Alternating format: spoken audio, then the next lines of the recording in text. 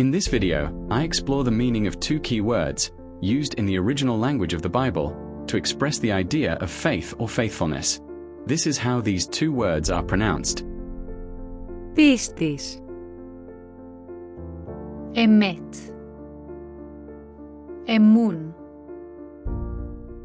The term pistis is present 243 times in the New Testament, a little more than the verb pisteuo, to believe, which occurs 241 times, while the adjective pistos, faithful, believer, is repeated 67 times. Faith is strictly linked to grace. See link in the description to access the link for another YouTube video where I present Ravaz's reflections on grace. When we reflect on faith, we need to remember that ultimately, the primacy is to be given to grace, an expression of divine love. In fact, it is man enlightened and driven by divine grace, who responds with his freedom through faith, pistis in Greek, and èMET, or Amun in Hebrew. This faith enables the possibility of a welcoming and reciprocating love. Faith refers to the trust which relies on the word and presence of a person. Faith, therefore, is a belief in the revealed content that the Bible defines and tradition deepens, but it also represents the trust that a person puts in relation to someone. The Hebrew verb that expresses belief is èMET or Amun, which is at the root of the word Amen in our Christian prayers. Faith is not only an endorsement of truths of faith in discursive terms, but faith is also a path of life, like the dramatic experience of Abraham when he was climbing Mount Moriah, namely, in the episode of the binding of Isaac. In such instance, Abraham trusted and obeyed God even when his word was obscure and mysterious. This can be read in Genesis 22 verses 1 to 19 and Hebrews 11 verse 8. Faith is also linked to reason, as well discussed by the encyclical document Fides et Ratio, Faith and Reason, by St. John Paul II, published in 1998. The letter to the Hebrews declares, in fact, that faith is the assurance of things hoped for, the conviction of things not seen. On the one hand, we trust because we have the hope within us. On the other hand, there is the proof that is the argument to show the reasonableness of what we believe.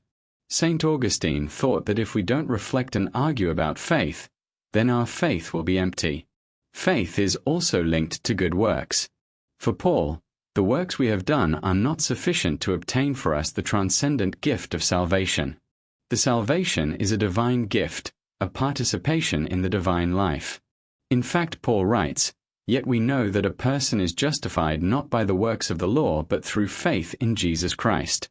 And we have come to believe in Christ Jesus, so that we might be justified by faith in Christ, and not by doing the works of the law, because no one will be justified by the works of the law."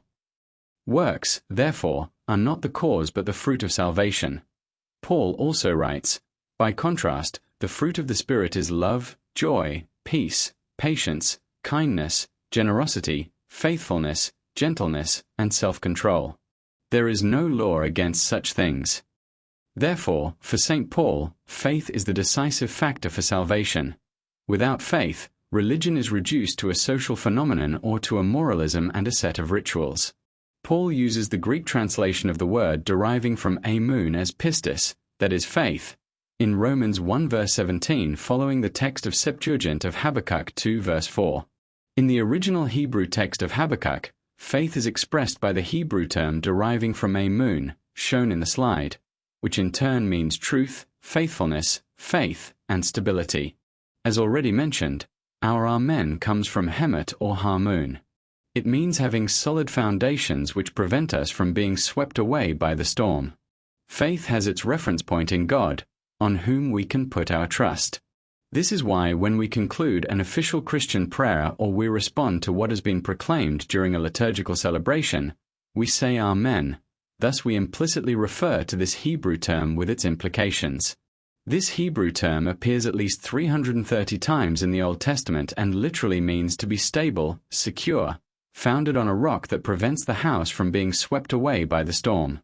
This idea is also reiterated in the Gospel of Matthew.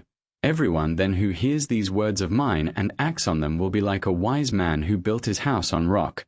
The rain fell, the floods came, and the winds blew and beat on their house, but it did not fall, because it had been founded on rock.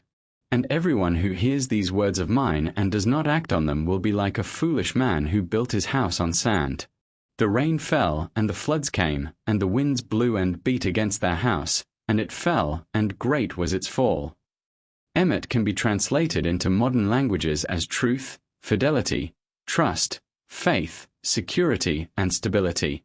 A French scholar, Georges Mounin, had titled one of his writings on the act of translating from one language to another with this motto, Les Belles Infidèles, that means the beautiful unfaithful. In fact, the multiple nuances expressed through a language, especially when it belongs to a different culture, such as the Semitic one, cannot be compressed into a single word.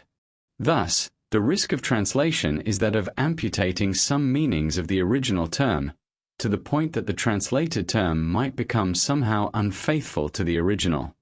In fact, the multiple nuances expressed through a language, especially when it belongs to a different culture, such as the Semitic one, cannot be compressed into a single word. Thus, the risk of translation is that of amputating some meanings of the original term, to the point that the translated term might become somehow unfaithful to the original.